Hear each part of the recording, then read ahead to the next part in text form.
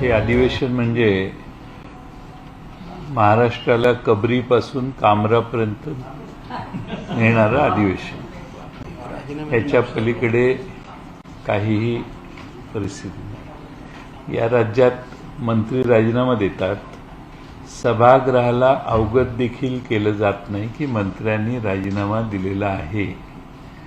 खरं म्हणजे सभागृहाचा तो हक्क आहे की सभागृहात येऊन मुख्यमंत्र्यांनी जाहीर करायला पाहिजे यांचा राजीनामा झालेला आहे, आम्ही तो स्वीकारलेला आहे. त्यामुळं एकंदर तुमच्या थोडक्यात परिस्थिती लक्षात आली असेल. काल आणि आज आम्ही ज्या संविधानावर चर्चा केली ते संविधान पदोपदी पायदळी तोडवण्याचं काम कसं चाललंय हे आपल्यापैकी अनुभवी सर्वांनाच लक्षात आलं असेल अशी माझी अपेक्षा आहे. या निमित्ताने आपल्या आप्पांचं तर रक्त खवळत असेल अशी मला वाटतं.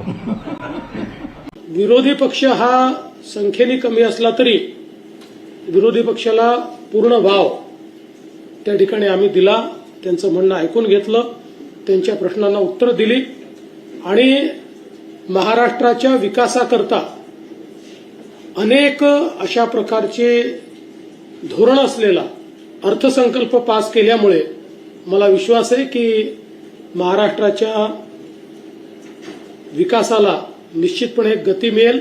रोज 6 घंटा काम करना चाहिए, रोज 9 घंटा काम किया.